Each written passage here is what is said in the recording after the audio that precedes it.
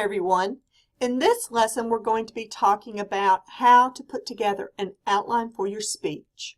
We're also going to be talking about how to support the main points within your speech with great evidence, and we're going to talk a little bit about presentation as well. So let's get started. So why should you use an outline? Well, frankly, it is the blueprint of your speech, and it's something that you're going to have to turn in to me, so you have to do an outline. Why would you use an outline? Well, it's going to help you plan out your speech. It's going to provide the structure for your speech, and it's going to show you the scope of what you're going to be talking about. It really does frame everything for you. It helps you to organize your information, etc. One of the most important aspects of an outline is that it shows you where you have adequate support. Where is your evidence? When you outline your speech, you can put together what your evidence is, where your evidence comes from, and do you have enough? An outline also helps you to see whether your points have been well balanced. Did you devote enough time to one main point and not enough time to another main point? So it helps you to understand exactly where you're devoting your time. It also helps you to organize and relate the items to each other. A speech is a story, and so you need to see the thread of that story throughout, and the outline provides that thread for you. When you're speaking, you'll use an outline to help you stay on track. It'll help you it'll keep you from forgetting certain things as you're going along, and it'll also provide you with any keywords and quotes and data that you'll need to cite specifically. Now, one of the things I want you to understand is that you can write your outline before you write the script for your speech or after you write the script for your speech. Either way, a lot of folks don't even write a script at all. They use the outline to guide what they say, and that's fine. But please, please, please prepare an outline.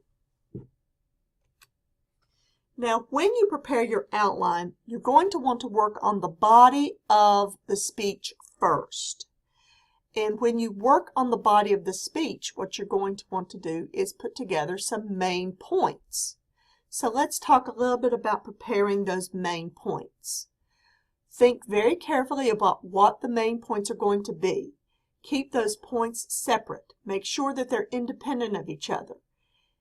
When you write down your main points, try to use the same pattern of wording for each of the points. We've already talked about parallel structure when we examined Martin Luther King's speech, and so that parallel structure is a nice component to the main points as well. You're going to want to balance the time you spend on each one of your points. If you find that you don't have very much to say about a particular main point, maybe it's not a main point. And if you find that you have a lot of information about a different main point, maybe you need to break that point into two separate points. So think about how much time you're spending on each. When it comes to supporting your points, every single main point should be supported by evidence. And that evidence can come from a lot of different sources. The sources that you cite for anything that is not common knowledge must be included. When you are telling your remarks, you always have to cite the source of your information as you're talking. It's okay to use personal experience when you are supporting a point, but that shouldn't be your only source in your speech. And please, don't just quote something to be quoting it. Make sure that it supports the purpose and the central idea of your speech. And don't burden people with too many facts and figures. It's important to use facts and figures and data in your speech, but don't let it get people confused and make them forget what your total message is. Now, how can you support your points? Well, you can use examples, you can use statistics, and you can use testimony. Examples. You can use a brief example, just a simple word or two as an example to illustrate a point that you have. You can tell an extended story as an example of that will illustrate your point. Your examples can be personal, they can be real, or they can be hypothetical. Just think about what your examples can be. Remember, an example can clarify, reinforce, or personalize your idea. It's what makes the point real and relatable to your audience. Now, statistics give weight and respect to the points that you're trying to make. They are a very powerful tool to punctuate, strengthen, and demonstrate a point. But it's important that you make sure that your statistics are representative and that they're reliable and that you understand those statistics well enough to explain them to folks. So be careful with your statistics that you personally understand them and can relate them to your point. With regard to testimony, you can either use expert testimony or peer testimony. Be careful not to misquote or misrepresent testimony, and don't take testimony out of context. Make sure that the person that you are using for testimony is a good choice. Consider bias. You would never want to quote, say, Reynolds Tobacco when you are talking about teen smoking, unless that Reynolds Tobacco source has an independent study. If you are talking about something like an abacus and how to use an abacus, maybe you want to use the American Mathematical Society for that testimony. Think about something that is noted or has notoriety with regard to your testimony. Maybe if you're doing a speech on visiting Alaska, you'll use the Alaska Visitors Bureau. Remember, having a really good source for your testimony is critical, something that people understand, something that people respect, and something that people will recognize. By referencing some testimony of others, you're going to give your ideas greater strength and impact. So let's talk a little bit about presenting your speech. There are really 3 parts to the presentation of your speech: your verbals, your nonverbals, and any visual aids that you might use. Talking at first about the verbals. You'll use your voice in your speech to accentuate what's going on, to bring attention to what's going on, and to keep folks engaged. You can, if you're too quiet when you speak, that's not going to work. If you're too loud when you speak, it's not going to work. Your rate, the way whether you talk fast or slow, will make a difference in your speech. And the mechanics of your speech, whether you use different inflections, monotone, or other types of tonal qualities, that will make a difference.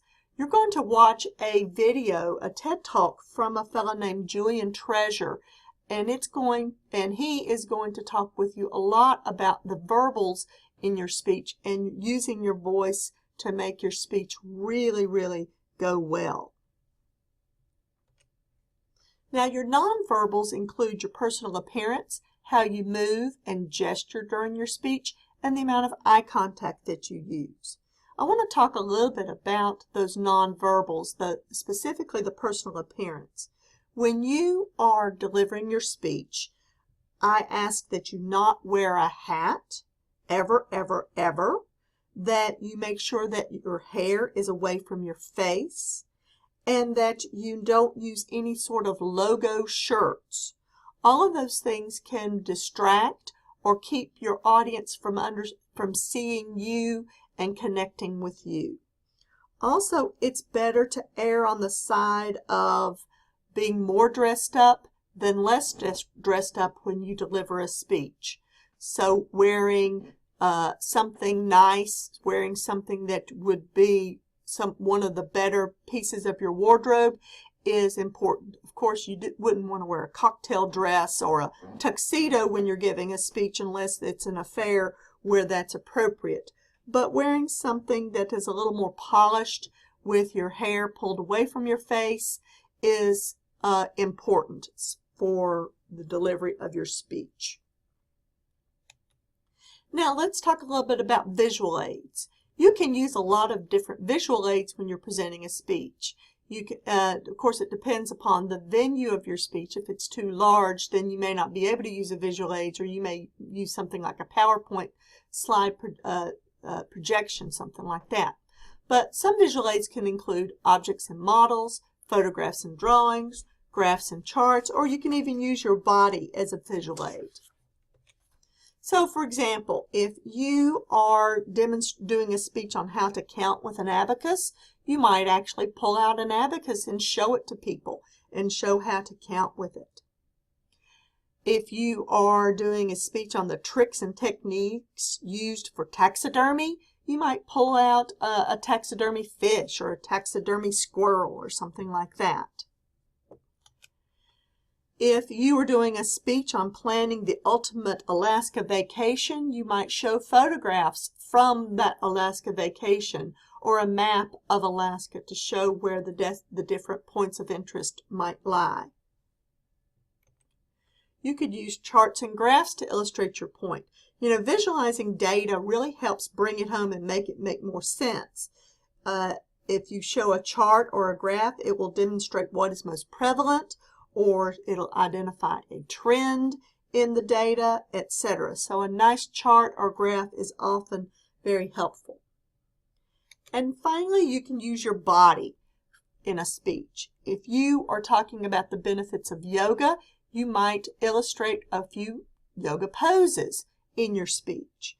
If you're doing a speech on the basics of tap dancing, you might actually do a couple little tap dancing steps.